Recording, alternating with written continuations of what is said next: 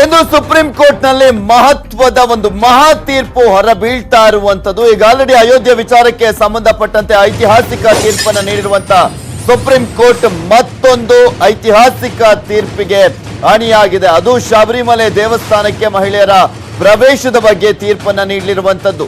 Supreme court ಮುಖ್ಯ ನ್ಯಾಯಮೂರ್ತಿಗಳ ಪೀಠದಿಂದ ತೀರ್ಪು ಹೊರಬೀಳುತ್ತೆ. ಕಳೆದ ವರ್ಷ ಸೆಪ್ಟೆಂಬರ್ ನಲ್ಲಿ ಶಬರಿಮಲೆಗೆ ಮಹಿಳೆಯರ ಪ್ರವೇಶದ ಪರ ತೀರ್ಪನ್ನ ನೀಡಲಾಗಿತ್ತು. ಎಲ್ಲ ವಯೋಮಾನದ ಮಹಿಳೆಯರಿಗೆ ಅವಕಾಶವನ್ನ ಕಲ್ಪಿಸಿಕೊಡಲಾಗಿತ್ತು. ತೀರ್ಪು ಮರುಪರಿಶೀಲನೆಗೆ ಅರ್ಜಿಯನ್ನ ಸಲ್ಲಿಸಿತ್ತು ಶಬರಿಮಲೆ ದೇಗುಲ ಟ್ರಸ್ಟ್ ಅರ್ಜಿಯ ತೀರ್ಪು ಇಂದು ಪ್ರಕಟಗೊಳ್ಳಲಿದೆ. ತೀರ್ಪು ಹೊರಬೀಳಲಿರುವಂತಹ ಹಿನ್ನೆಲೆಯಲ್ಲಿ ಕೇರಳದಲ್ಲಿ ಭಾರಿ ಭದ್ರತೆಯನ್ನ ಕೂಡ ಕೈಗೊಳ್ಳಲಾಗಿದೆ. ಪೊಲೀಸ್ ಬಿಗಿ ಭದ್ರತೆ ಇರುವಂತದ್ದು ಕೇರಳ ರಾಜ್ಯದಾದ್ಯಂತ. ಅಯ್ಯಪ್ಪ ದೇಗುಲಕ್ಕೆ ಮಹಿಳೆಯರ ಪ್ರವೇಶಕ್ಕೆ ಸಂಬಂಧಪಟ್ಟಂತೆ ಮರುಪರಿಶೀಲನಾ ಅರ್ಜಿ ಸಲ್ಲಿಸಲಾಗಿದ್ದಂತ ಹಿನ್ನೆಲೆಯಲ್ಲಿ ಇವತ್ತು ಮುಖ್ಯ ನ್ಯಾಯಮೂರ್ತಿಗಳು ಸುಪ್ರೀಂ ಕೋರ್ಟ್ನ ಮುಖ್ಯ ನ್ಯಾಯಮೂರ್ತಿಗಳಾಗಿರುವಂತಹ ರಂಜನ್ ಗೊಗೊಯ್, ಹಾಗೆ ನ್ಯಾಯಮೂರ್ತಿ ರೋಹಿಂಗ್ಟನ್ ನಾರಿಮನ್, ಹಾಗೆ DY ಚಂದ್ರಚೂಡ್ ಅವರು, ಹಾಗೆ ಮಲ್ಹೋತ್ರಾ ಒಳಗೊಂಡಂತ ನ್ಯಾಯಪೀಠ ಇವತ್ತು ತೀರ್ಪನ್ನ ಪ್ರಕಟ ಮಾಡಲಿದೆ. ಇಲ್ಲಿ ಪ್ರಮುಖವಾಗಿ ಸಂಪ್ರದಾಯ ವರ್ಸಸ್ ಸಮಾನತೆ ನಡುವೆ ಇರುವಂತಹ ಒಂದು ಪ್ರಕರಣಕ್ಕೆ ಸಂಬಂಧಪಟ್ಟಂತೆ ತೀರ್ಪು ಯಾವ ರೀತಿಯಾಗಿ ಬರುತ್ತೆ ಅನ್ನೋದನ್ನ ಕಾದು ನೋಡಬೇಕಾಗಿದೆ. ಒಂದ್ ಕಡೆ ಸಂಪ್ರದಾಯ, ಇನ್ನು ಒಂದ್ ಕಡೆ ಸಮಾನತೆಯ ವಿಚಾರ.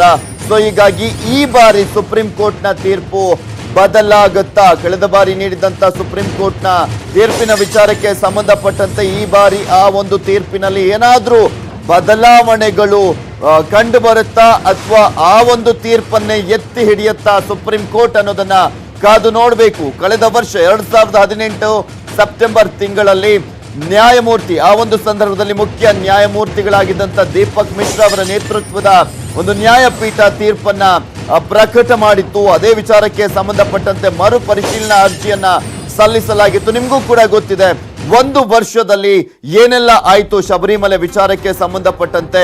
ಇಲ್ಲಿ ಹಿಂದೂ ಪರ ಸಂಘಟನೆಗಳು ಹಾಗೆ ದೇಶದಾದ್ಯಂತ ಸಾಕಷ್ಟು ಪ್ರತಿಭಟನೆಗಳು ಕೂಡ ನಡೆದಿತ್ತು. ಸಾಕಷ್ಟು ಕುತೂಹಲಕ್ಕೆ ಎಡೆ ಮಾಡಿಕೊಟ್ಟಿದೆ ಈ ಒಂದು ಶಬರಿಮಲೆ ವಿಚಾರಕ್ಕೆ ಸಂಬಂಧಪಟ್ಟಂತೆ ಇವತ್ತು ನ್ಯಾಯಪೀಠ ಏನ್ ತೀರ್ಪನ್ನ ಕೊಡುತ್ತೆ ಅಂತ. ಶಬರಿಮಲೆಯ ವಿಚಾರಣೆ ಒಂದು ರಾಜಕಾರಣ ಕೂಡ ಆಗಿತ್ತು, ಇನ್ನೊಂದ್ ಕಡೆ ಸಾಕಷ್ಟು ಪ್ರತಿಭಟನೆಗೆ ಕೂಡ ಕಾರಣವಾಗಿತ್ತು, ಹೋರಾಟಕ್ಕೆ ಕಾರಣವಾಗಿತ್ತು.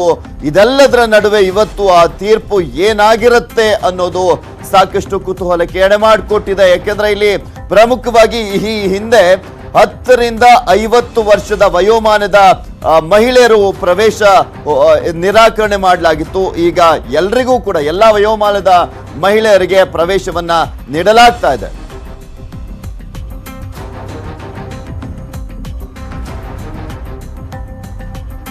ಮಹಿಳೆಯರ ಪ್ರವೇಶ ಪರ ವಾದ. ದೇವಸ್ಥಾನ ಪ್ರವೇಶಕ್ಕೆ ಮಹಿಳೆಯರಿಗೂ ಕೂಡ ಹಕ್ಕಿದೆ. ಋತುಚಕ್ರ ಮಹಿಳೆಯರ ಸ್ವಾಭಾವಿಕ ಕ್ರಿಯೆ, ಅದೇ ಕಾರಣಕ್ಕೆ ಪ್ರವೇಶ ನಿಷಿದ್ಧ ಸರಿಯಲ್ಲ.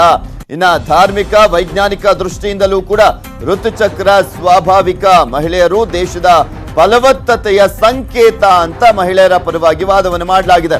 ಗುರುಕುಲ ಸಮಯದಲ್ಲೇ ಮಹಿಳೆಯರಿಗೆ ಅವಕಾಶ ಇತ್ತು ಅಂತ ಕೂಡ ವಾದವನ್ನು ಮಾಡಲಾಗಿರುವಂತದ್ದು. ಮಹಿಳೆಯರ ಪ್ರವೇಶಕ್ಕೂ ನಮ್ಮ ಅಭ್ಯಂತರವಿಲ್ಲ, ಭದ್ರತೆ ಕೊಡ್ತೀವಿ ಅಂತ ಈ ಹಿಂದೆ ಈ ರೀತಿಯಾಗಿ ವಾದವನ್ನು ಮಾಡಲಾಗಿತ್ತು. ವಿರುದ್ಧವಾದ ಪುಷ್ಕರದ ಬ್ರಹ್ಮ ದೇಗುಲ ಸೇರಿ ಹಲವೆಡೆ ಪುರುಷ ಪ್ರವೇಶಕ್ಕೂ ಕೂಡ ನಿಷಿದ್ಧ ಇದೆ.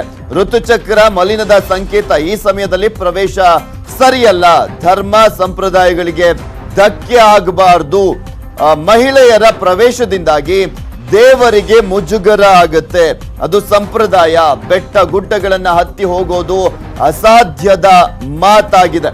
ಮಹಿಳೆಯರು ಬರೋದ್ರಿಂದ ಸೆಕ್ಸ್ಗೆ ದೈಹಿಕ ಪ್ರಚೋದನೆ ಕೊಟ್ಟಂತ ಕೂಡ ಆದಂತಾಗುತ್ತೆ ಅನ್ನೋದು ಇಲ್ಲಿ ವಿರುದ್ಧವಾದಂತ ಒಂದು ವಾದವನ್ನ ಗಮನಿಸ್ತಾ ಇದ್ರೆ. ಇನ್ನೊಂದ್ ಕಡೆ ಪರವಾಗಿ ವಾದ.